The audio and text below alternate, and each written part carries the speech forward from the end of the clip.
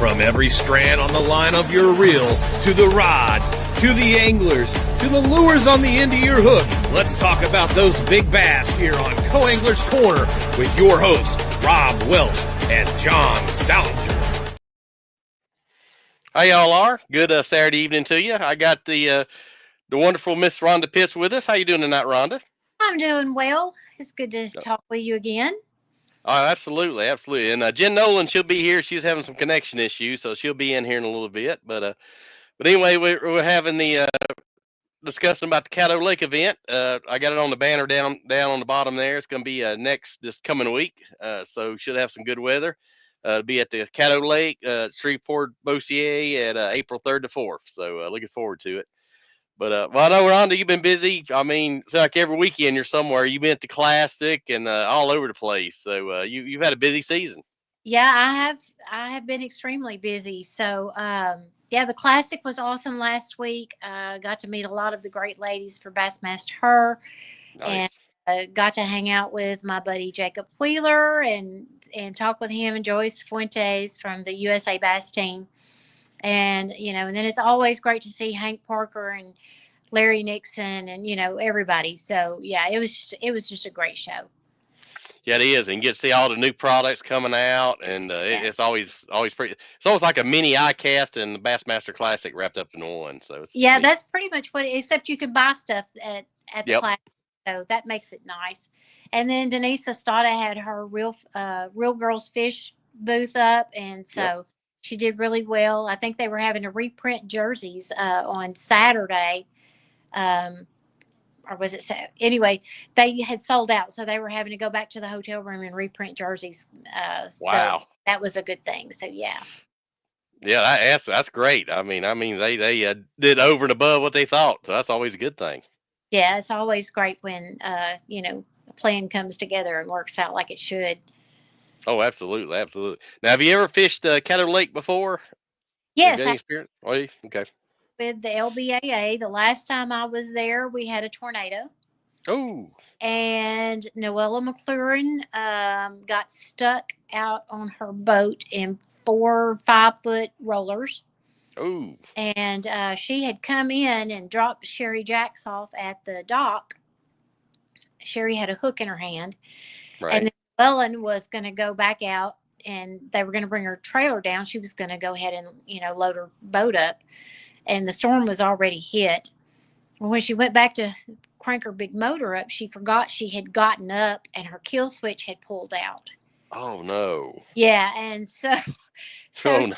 out there riding, that front butt seat on those big rollers, and we all felt so afraid for her, but she made it in, and everybody made it back to weigh in that day, and no one had any incidents. Some of the ladies did say on the second day of the tournament that some of the docks that they had hit out under the day before, the roofs and everything was gone because they got hit by the tornado after they left. So yeah, Wow. it was very harrowing. But yeah, Caddo is a good lake. It's fishing really good right now. I saw a post yesterday, I believe it was, for a 10-pounder. They just caught a 10-pounder. So yeah, the double digits they're there. Nice. Can't beat that. There's been some bigs come out of there, I know, over the years. Yeah, it really is. I saw a post from Christine Fisher earlier. She was there with kayak tournament and said she probably caught 40 fish and during her tournament. So we'll see how that works out for her. Because I think it'll be a little different for her fishing from the boat than it is in the kayak, because you just can't get that boat in all those places you can get that kayak in.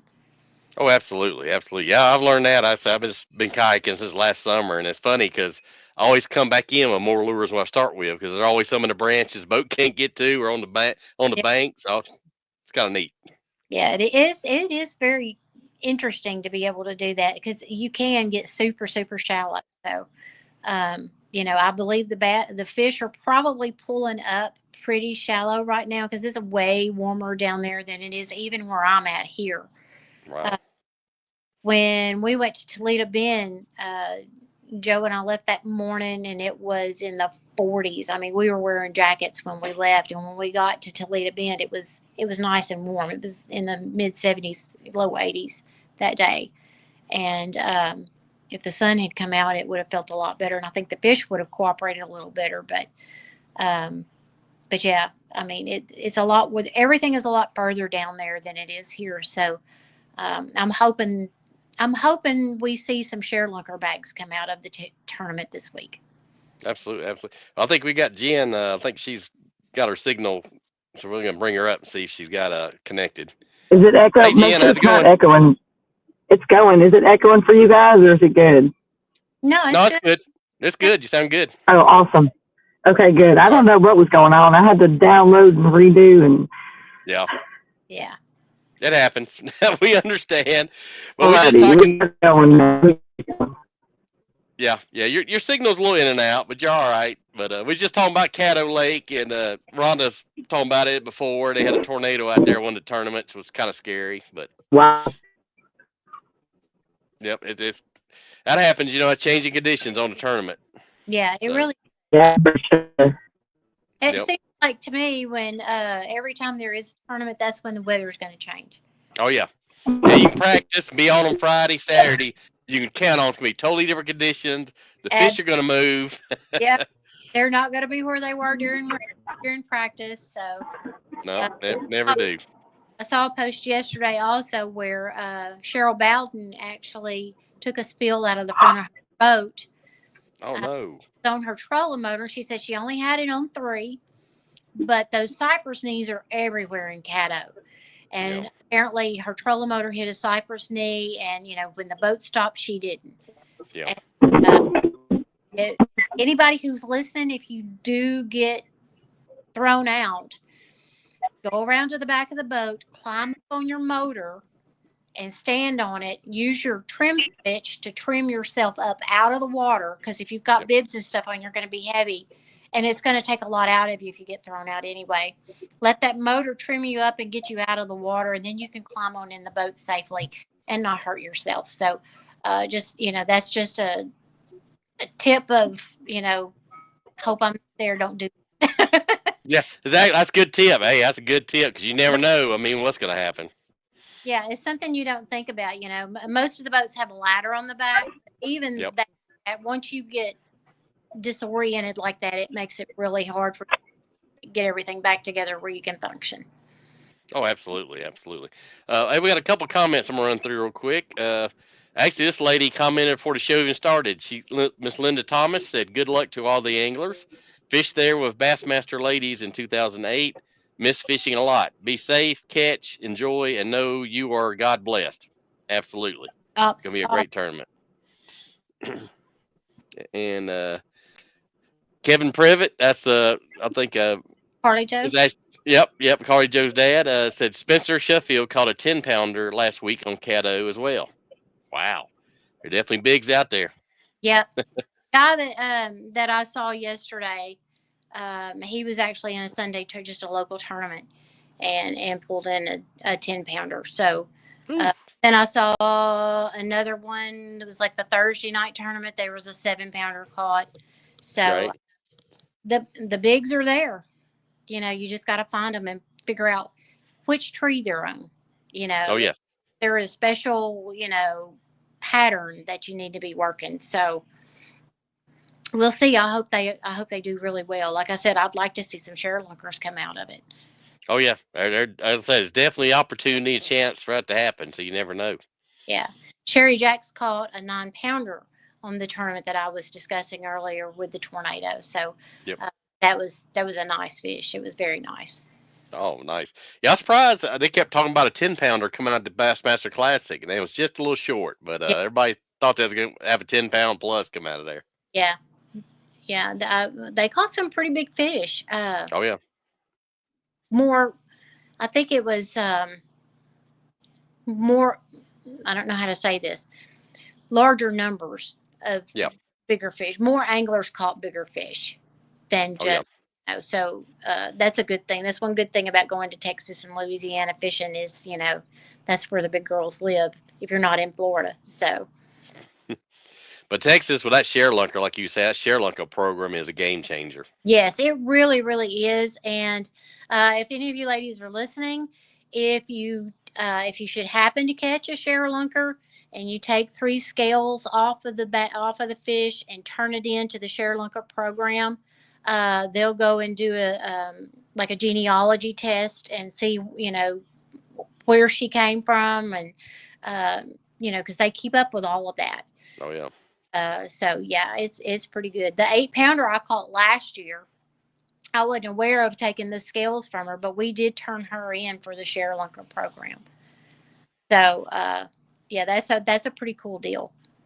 Oh, absolutely. I mean, that's a game changer. I mean, what the program they got over there, that's a model for the rest of these states to model their programs after. It's been a game changer.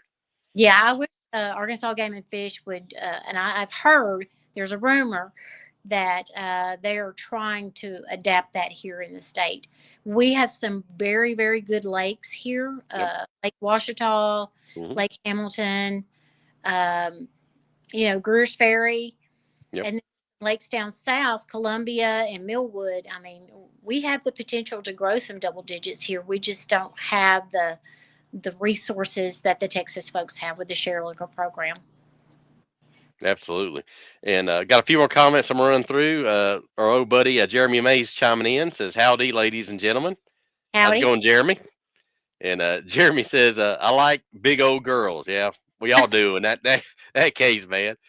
And then my old buddy Barkin Ruger's chiming in says, "Caddo is gonna be on fire." He lives kind of down that neck of the woods. So, and then Jeremy says, "I caught an 11.03 yesterday on the James. We need the share lunker program here. They introduced the F1 strain about 6 years ago, and it was the best thing they've done." Absolutely, I've Yeah. heard that. Yeah. But Congratulations, 11-pounder.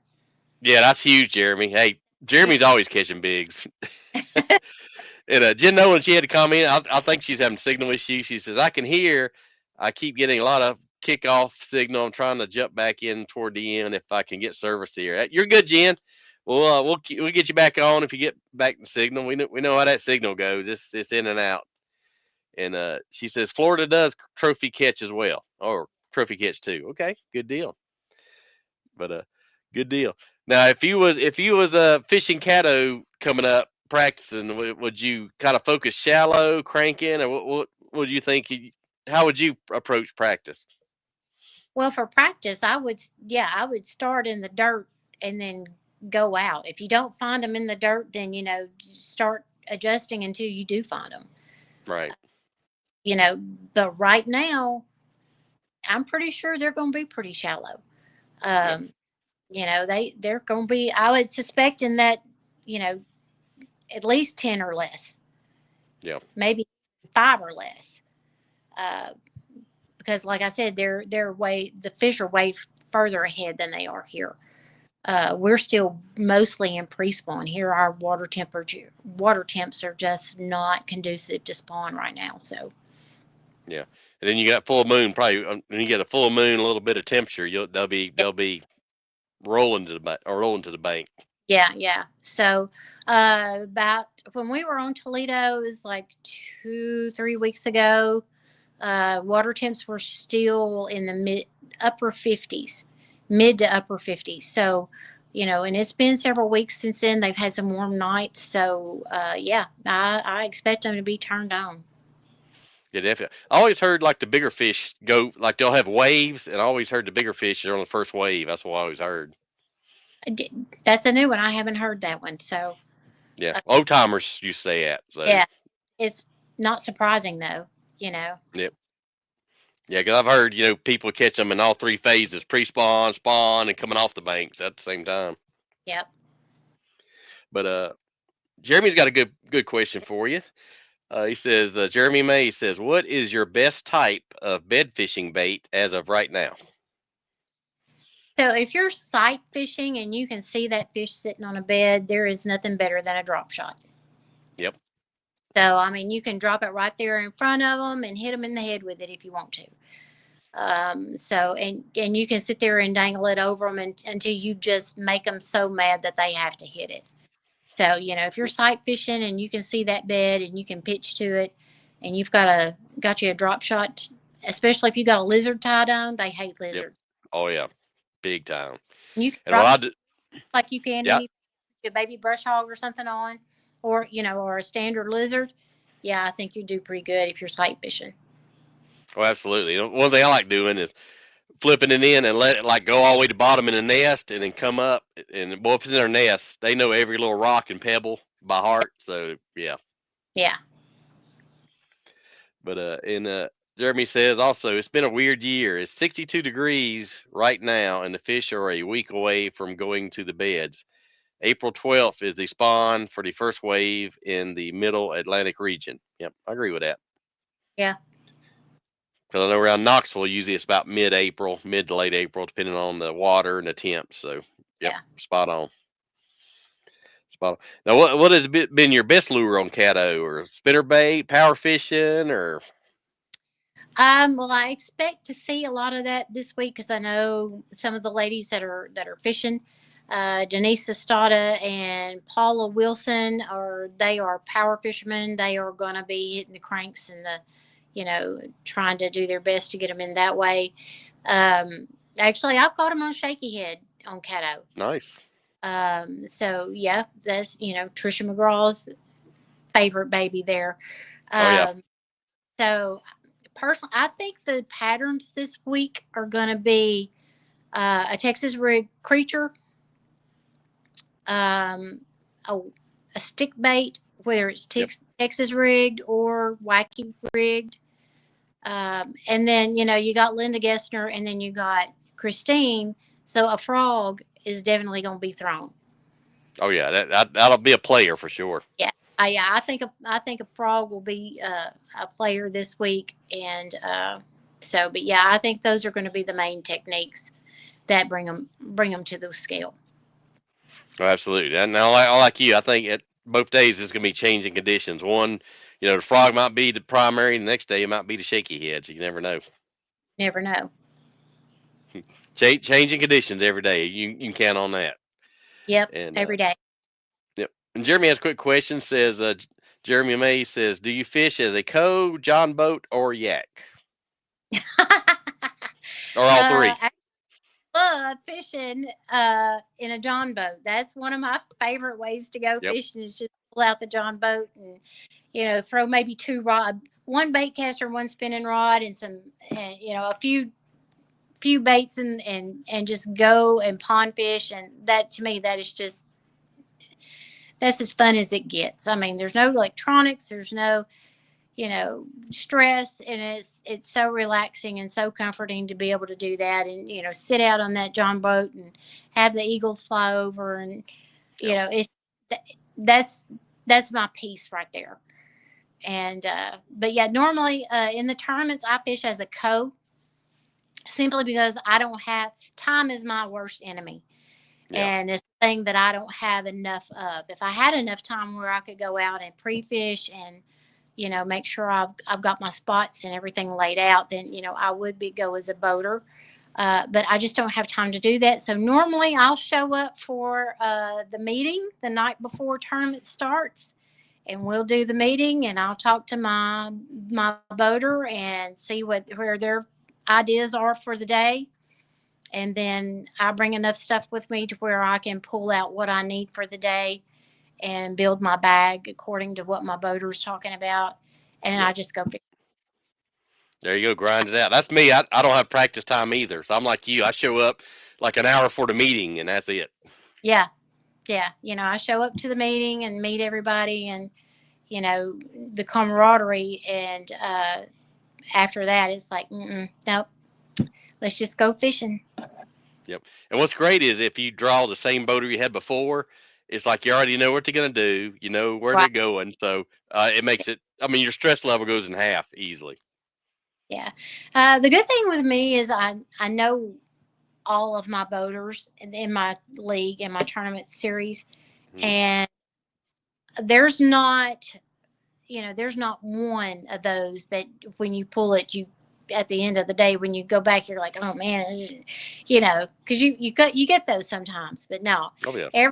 These ladies are hammers, and they fish hard, and they're going to fish hard all day. Oh, yeah. And you're going to be on fish. You have to execute. Oh, yeah, definitely. Definitely. And got a few more comments going to run through. Jeremy May says, white frog, especially if the shad spawn is happening. You bet, Yep. buddy. Yep. And the white lures, I saw white tubes work. A lot of guys throw the white tubes or white creature baits. So pretty neat, though. You see your white bait and all of a sudden it just disappears. That's pretty cool. Oh, yeah. Gone. And Jeremy May says, I love this lady already. He's big into John boats. He does like a John boat series over Virginia. But anybody wants to fix up a John boat and rig it out for tournaments, he has some great videos on his YouTube. So he's definitely in it. And, our John has an outboard on it. All it's got on it is a trolling motor. And, we just go and have fun and enjoy the day and throw back everything we catch. So, you know. Yeah, they got a John boat series. One of my buddies at work, I think it's 16-foot John boat and like 15-horse motor max, and them guys have a lot of fun. Catch a lot of fish too. You're like this. Jeremy May says, "When are we getting married in a John boat?" He's just kidding. But now you're talking his language. Jeremy May is huge on John boat, so that's pretty cool. And there's our girl there, Miss Carly Jo Prevette. Hey guys, better late than never. Hey Carly, hope you're doing good. Good luck this weekend. I know she's chomping at the bit. I expect you to be in the top there, so ain't no doubt. Yeah. But anyway, talking about a co. I know usually after meetings, on BFLs, usually when I fish or Toyotas, I'll always ask my boater, are we fishing shallow or deep, and then fast or slow? And I kind of tune my setups to that. I mean, I always carry some deep stuff just in case. But the meeting, how do you kind of approach your boater, kind of know if you don't know them, how do you kind of approach that, what they're going to do the next day? So I just asked them, I was like, what are your plans for tomorrow? What do you plan to fish? And if they're saying crankbaits and jerk baits and fast moving this and that, then I try to pull from what I've brought something complementing but not necessarily the exact same thing. And I may do the exact same thing because that may just be what they want. Oh yeah. So if you talk to them and they're like, I got a pattern and this is the pattern and I ain't been able to do anything else, then I'm going to listen because they've been on the water all week. And so sometimes if they're going fast, it's hard to slow down and fish a worm or a plastic behind that, because by the time you get your cast and you get it all set up, I want mine to sit there a while. Oh yeah soak. I let mine soak. I like to dead stick. So but by the time you can get it out there and get everything where you want it, you're past it. So you got to pick it up and move. So it's like, okay, I got to do something else because this is not going to work. So, you kind of have to be able to adapt quickly. Oh, yeah, definitely. And then, I know Mike Canelli had a good point one time. Like, he breaks it down 3 levels, like the top water, middle of the water, and then on the bottom. And whatever your boater does, sometimes you want to match. If he's fishing bottom baits, throw something a little different, but on the bottom. Yep. And then sometimes it's opposite. He might be doing top water and you're throwing stuff on the bottom. So it's kind of a hit and miss game. You just got to put the puzzle together. Got to let the fish tell you what they want. And they'll let you know pretty quick. Yeah. And got longer than others. Oh yeah, definitely. Got a few more comments to run through real quick. Carly Jo Prevette says, thank you. Yeah, you're going to do good, girl. You always do. I know. And then she says, Miss Rhonda, are you fishing Caddo tournament this week? No, hun, I'll be in South Texas, but I'll be fishing. Absolutely, can't beat that. I said you're somewhere. It seems like every weekend you're big. I need to borrow some of your energy, I think. Yeah, I'll rest when I die. So. Yeah, there you go. Yeah, that's what my dad used to say. Well, you can catch up your sleep when you're pushing daisies up or something. Oh. Jeremy May says, all right, folks, I have to get ready for my event tomorrow. It's been fun. Thank you, Miss Rhonda and Mr. Welch. Good night. Hey, thanks, Jeremy. Good luck tomorrow in tight lines, buddy. Hope you do well. Big bags. Yep. And he says same thing, but I like bottom and top. Yeah, sometimes depends what the fish wants. But and then Heather Ann Herring says, "Can't wait to see what Caddo is like. So it looks so interesting. Love all all the ladies help one another on the water. I need to learn to fish that shaky head and fish a warm slow. Good luck to all."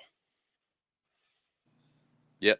Yeah, that's what I started out fishing with shaky head, and I got kind of away from it, but I'm getting kind of back into it. It it's a good lure. You just have to, there's a couple little intricacies, but just fish light as you can. I've usually fish an 1/8 ounce, maybe 3/16 if it's a little windy. So lighter the better. And then one more. Carly Joe Prevett said, "Good luck." All right, thank you, Carly. But now one thing we have a lot of questions on is how you you kind of went over it like your tackle prep the night before. Usually I'm in a hotel, and I got the whole bed just covered of tackle, and I always like I'm gonna pack light. I'm gonna pack light. The next day it's like, man, I packed too much stuff. Yeah, yeah. It's so easy to do. Um, what I normally do is I bring too many rods Yep. on purpose. And so what I'll do is I'll have, these are the things that I think possibly could work. Yep. And then after talking with my boater, I'll go back and I'll cull. Yep. And then I'll only take and put the ones in the boat that complements what the boater's doing. Right. And then I'll always bring like some extra plastics. Like I got a money bag of like creature baits, and then a money bag, whatever, and swim baits or whatever. And so those stay in the truck. And so if somebody says like Toledo, somebody said something about a lizard or a brush hog, and I was like, oh, I got those in my bag. So I went, stuck those in my tackle bag that was actually going in the boat with me.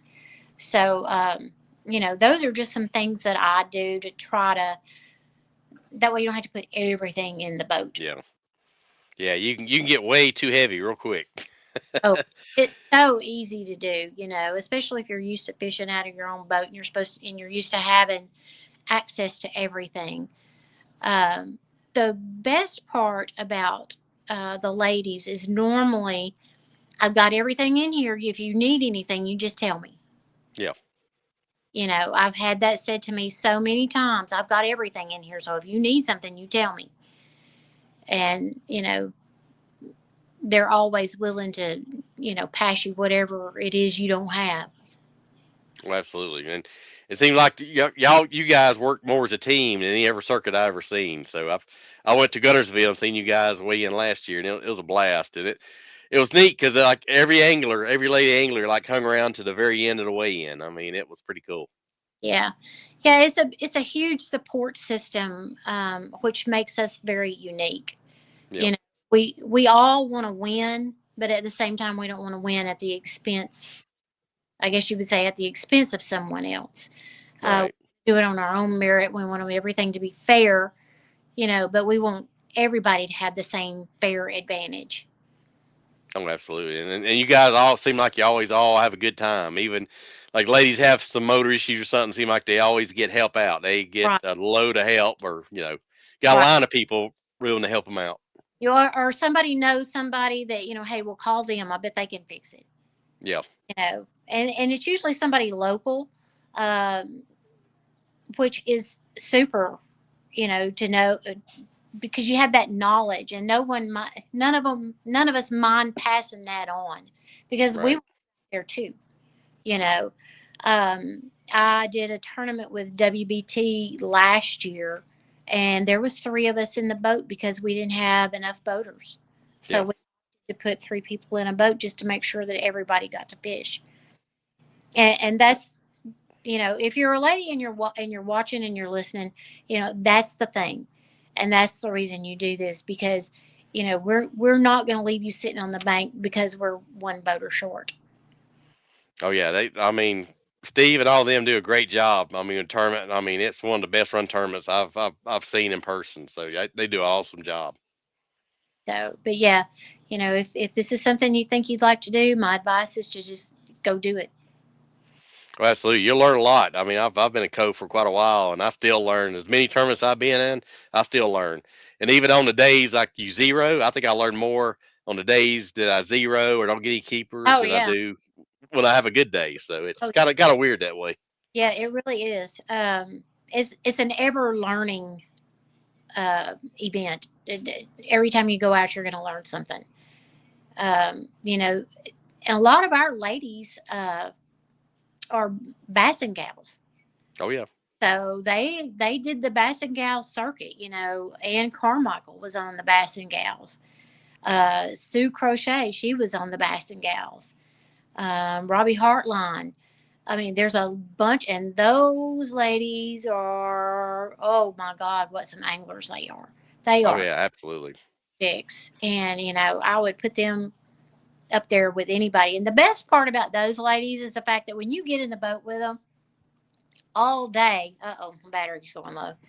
Oh All day you hear, I'm going to do this, and here's why I'm going to do this, and here's what we're going to do, and here's why we're going to do this. yep. So, as long as you're receptive and you want to learn, you can learn all day from them. And they'll teach Oh you absolutely. techniques. Well, here, this is what I'm doing, and let me show you how to rig that up. And, well, here, you don't have one of these, so let me give you one of these swivels because, you're going to have that to do this. And, and it's just amazing to be in the boat with them all day. Absolutely. Yeah, there's it's unreal. I mean, I said I just you get to feel like everybody's a team. I mean, just helping each other out, and it's amazing. Well, and the best part about it is the boater is not in competition with the co-angler. Yep. So, they have their own, all the boaters, they compete against each other, but the co-anglers compete against each other. Yep. So it's not a competition inside the boat, you know. hmm Um, and there's a few of them that forget that every once in a while and don't like you catching their fish. Oh yeah. But but the boaters have their, they have their own point system, and the co-anglers have their own point system. And so, if you can help each other throughout the day, you're just going to help each other gain points throughout the tournament series. So, and that's the way that I try to look at it. And, most of the boaters that I have, well, all of the boaters that I have fished with, that's how they are. And I love it. They'll do anything for you. Oh yeah. When you go in the mindset you're a team, you help net your partner's fish, and they'll Yeah. help net your fish, and you just help each other out. It makes the day go by a whole lot better. Yeah, it really does. And, it's just so much easier to do that, especially, there are some days on the water that are not good days. I'm just going to Yep. say, I mean, if it's raining and it's 40 degrees, and I mean, to me, that wears on me, Oh you yeah. know, out in that all day. But when you've got somebody that you can be in the boat with all day, and there's no tension and there's no stress, from each other, you can put stress and tension on yourself, but there's not any between the two of you. It just makes everything so much better. Oh, it does. It does. And it's funny. It seemed like the worse conditions, the better I do. I guess fishing Louisiana, Mississippi, as long as I did, it's always raining, always storming, and seem like I always do better because a lot of I don't know, but you notice like if it's on some events, on some of the bigger events like Toyotas, BFLs, guys, it's raining, storming, or real cold. And you're like, we shouldn't be here today. It's like that's okay, man. I'm gonna catch fish. And I'm gonna catch the check. You can Yeah, do whatever. yeah. So, Well, I mean, the fish bite better when the weather conditions are horrible. oh Uh, yeah, absolutely. if you're in up north and you're going smallmouth fishing, if it's snowing, that's the day you want to go, Oh yeah. because that's when the biggins are going to come out and play. Same down here. If it's a bluebird day, it's going to be tougher.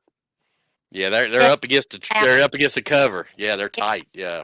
they're tight, and they can see so much better on those bluebird days than they can, Yep. especially if they got clear water, which that's not something we have a lot of down here.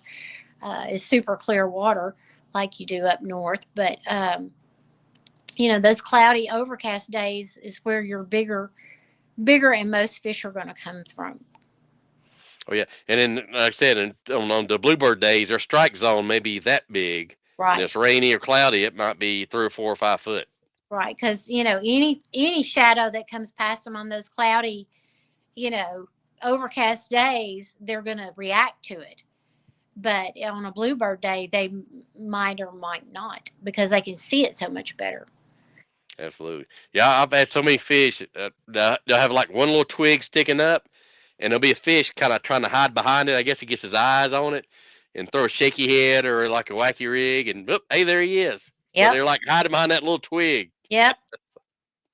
Yeah. Anytime you can find something that's isolated, different in the water, to me, that's my target. If I've got a clump of stuff over here and a clump of stuff over here and a single stick up here, Yep. I'm going to throw to the single stick up every time.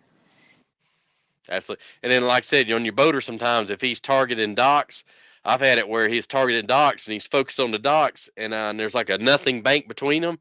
I'll flip a little finesse jig out there and get bit because he's got all his focus on the docks. But I mean, it's just a plain bank, and then hey, there's a fish. My very first tournament that I ever fished was a BFL on Greer's Ferry. We started Yep. out at 23 degrees that morning, but it warmed up nice. And that's what my boater was doing. He was fishing docks. We went from cove to cove to cove to cove fishing docks. And, there was at one point he was pulled, nose in on that dock. Oh, yeah.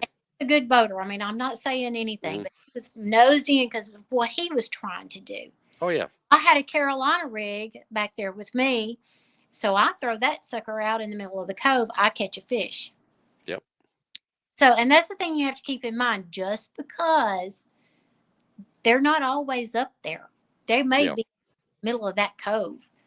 And then later in the day, about 2:00, 2:30-ish, somewhere in there, we fish in a dock and we went in and we come back around. And when we turned around and come back out, well, there was a space between the dock and the bank. Yep.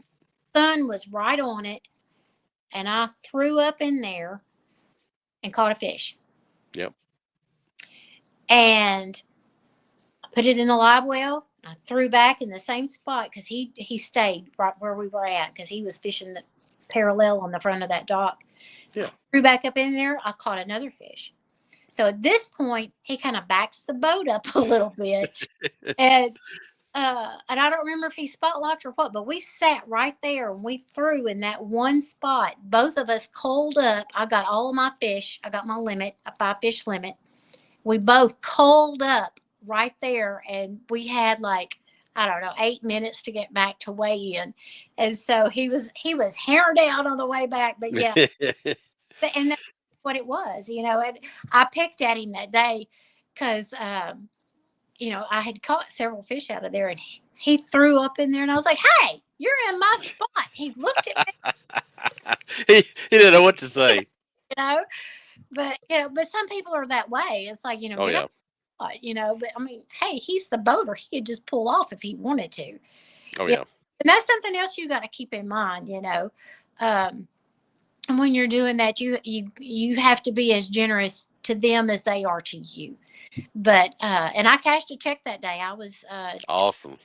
so I actually finished in the points. I fished one tournament that year, and I finished in the tournament points like in 60th place in the points out of that one tournament. So that was pretty awesome. That's pretty good. Yeah, I had the same thing on Norris up in Tennessee last year. My boater had a small limb, and he's trying to cull out, and he had a little marina, and there's a restaurant, and then the first boat slip had a little, like a little square, and he fished it, and communication is key. You're right. I mean, communication. So I asked him, he fished it 2 or 3 times to get anything. I said, hey, you done with this spot? Can I fish it? Yeah, go ahead. And for some reason, I had an A-rig turned on my rod. I never fish an A-rig. I said, you know what? I'm gonna give an A-rig a try. So I threw it out there, counted down about 7, and it just stopped. I'm like, oh man, I got a dock cable. Nope, it was a smallmouth. And one big bass on that one smallmouth, and I think I got the side pot too. So that was pretty cool. Yeah, it's amazing how it works out like that. So. Oh yeah, and then sometimes I've had where if the boater, I mean, I hear guys complain all the time if your boater is against the bank, which he's cranking. I understand, But I'll drop a drop shot out of the back of the boat or Carolina rig and just drag it behind the boat, and I've gotten so many fish doing that. Yeah. Yeah. I mean, there's several different things that you can do, and especially if they're not on 10 on the trolling motor, you can literally fish out of the back of the boat. And I've caught a lot of fish over the years doing that. Yep. Oh yeah, I had a boater, got a young guy at Dale Hollow one time at a BFL, and he was going down the bank, and I was dragging that drop shot, and about the fourth fish I caught, he's like, "Okay, what are you doing back there?" Yeah, And I told him, and he's like, "I don't know how to drop shot. You teach me?" I said, "Man, I can teach you in like 3 minutes." So I taught him how to drop shot, and I see him at tournaments still, and he'll say, I asked him, "You still drop shot?" And oh yeah. So I made him a believer, and that's a pretty cool day. Yeah. And that's the way it works. Sometimes it's the boater, sometimes it's the co-angler. I mean, you just don't know. Oh, absolutely. Yeah, I've had one of my buddies was a boater, and he drew a co-angler down in Chickamauga one time. The guy was a guide on the lake, and after he run a spot or two, he said, "Okay, we're going to your spots. Where you want to go?" Yeah, exactly. You just show point, we'll go. Yeah, at least he was kept his ego in check. Says, "Okay, my stuff ain't working. What you got?" So Exactly. that don't happen a lot, but occasionally it does. So, but hey, we got a few more comments I'm running through real quick. My buddy Barker Ruger says that's why you need Lieutenant Dan as a fishing partner. Yeah, down in Louisiana, that is accurate. And then Miss Carly Joe says, "I love me some Greer's Ferry. Yeah. My high school SAF state tournament is a week from today on Greer's. There you go. Well, good luck. Oh yeah, definitely." And then there's a Miss Philly fan herself, Latanya, saying, "Hey y'all, hey Miss Latanya, you still doing the victory dance? I would." Hey, my Tennessee Vols won last night against Kentucky, so I'm still dancing. So I hear you.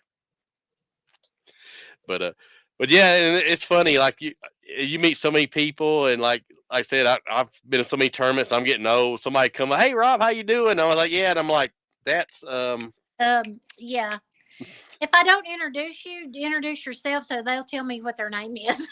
Yeah, exactly. It's like I know them, and I see their face, and I know what kind of boat they drive. I just can't remember their name. So yeah, that makes me feel better now. Yeah. But Sometimes, that's pretty cool. sometimes I remember, sometimes I don't. Yeah, because you got so much going on, and it's early in the morning. You're just trying to get your thoughts together, so it's pretty good. Now, what's being on tournaments? What is the craziest thing you ever happened? Have you had your boater maybe fall in the water or something? What was the craziest thing you've had happen? Really, it's been, I guess the craziest thing that's happened was Toledo Bend. Sherry Spivey and I were coming back in. We were headed to weigh in. Yep. We went under a bridge, and there's concrete all around the bank at that bridge. Yep. And we had a few minutes, and we were like, "What?" I said, she said, "Let's just pull up here." And I said, "Yeah, they might be hanging on that concrete. It might be warming up for them." Oh, yeah. And so we fished down the bank toward the bank, and the wind was blowing real hard in our face. And so I said, "Sherry, let's turn around and go back the other way and then cross over and go the other side." And she said, "Okay." Yeah. We had put the net up.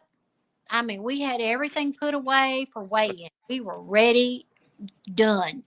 Yep. Second cast after we turned that boat around, and it didn't move. It didn't do anything. It didn't. It just stuck. Yep. And I thought, I got a dang catfish. First thing went through my brain, I got a dang catfish, because it wasn't shaking its head. He wasn't doing none of that stuff, Yep. And I start screaming at her, "Sherry!"